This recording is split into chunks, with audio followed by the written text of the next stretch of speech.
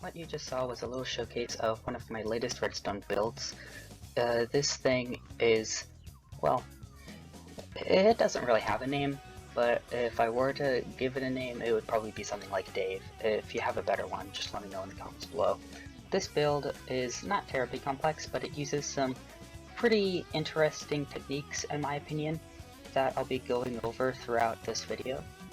So obviously one of the more interesting aspects of this design is the fact that the input component, the target block, appears to be completely disconnected from any circuitry.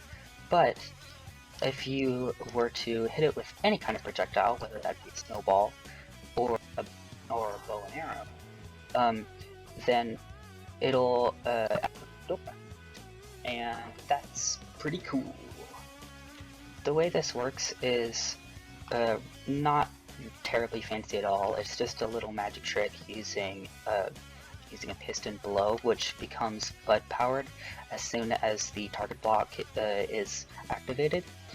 That piston is then updated by this observer clock, so it realizes that it's being powered, and then moves the slab, and that movement of the piston activates the next circuit component, which is all the way down here. This next step involves a waterlogged skulk sensor. It's waterlogged to prevent it making any noise when it is activated, and it's in a tube of gold, also super far away from what actually activates it, as to prevent any sort of noise interference of unwanted stimuli. Now, I know what you're thinking. What's the point in having the target block be there at all if the thing which activates the system is just, a skulk sensor that can pick up anything?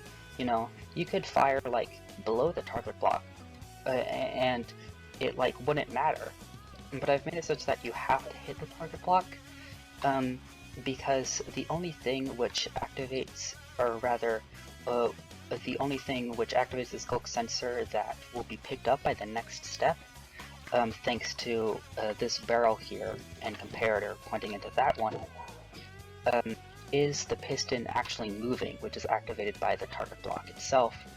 So you have to hit the target block in order for the door to open. You can't hit like this space below it. The next circuit here is just a simple pulse extender, which is implemented to ensure that the door stays open for long enough for the player to pass through comfortably. It activates a piston, which extends, the action of which is detected by an observer, which accomplishes two things. The first thing it accomplishes is it activates this line, which is composed of powered rails rather than redstone dust, as to eliminate lag.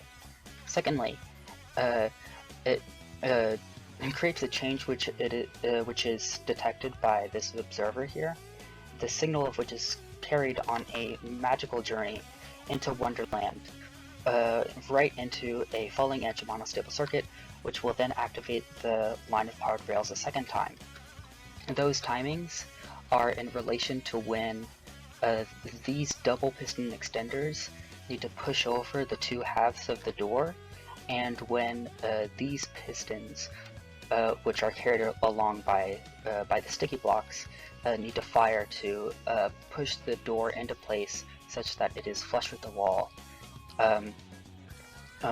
upon closing. In the opening, it happens in the opposite order, where the first firing of the powered rail line down here has these pistons retract to the door, and then the second powering has these double piston extenders latch onto those halves and pull them apart such that the player can walk through. Now onto these double piston extenders themselves.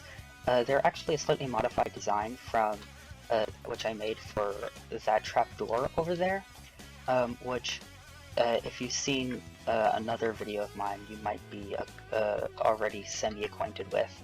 I didn't have commentary in that video because I was shy as heck, and now I'm only slightly less shy as heck, so that's like character development, I guess.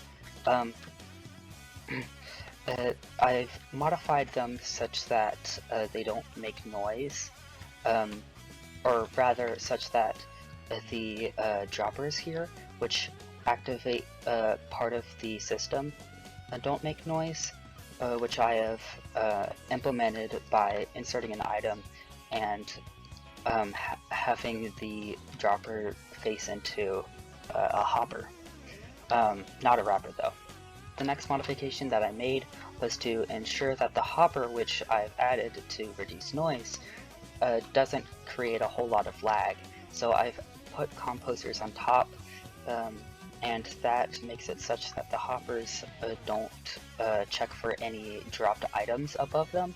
They only check for bone meal, which is ready to be produced by the composter, and that is significantly less laggy. So it's overall good practice to do such things. So that's pretty much it in terms of how this thing actually works. If you want to get one of these things into one of your own creative worlds, whether that be to further examine it so you can build it block for block in a survival world, although you could probably just do that based on the footage which is present in this video, or you want to just pop it into a map that you're making. By the way, if you do that, be sure to credit me. Then I've left a .nbt file into the description of this video, and you can just put that into your worlds and just load it up with a structure block. I'm not going to get into a step-by-step tutorial as to how to do that. Essentially, if you haven't messed with structure blocks, or you haven't saved a structure file, or rather a .nbt file in World before, then you're going to want to create some files in order to put the .nbt file there. You know what I mean.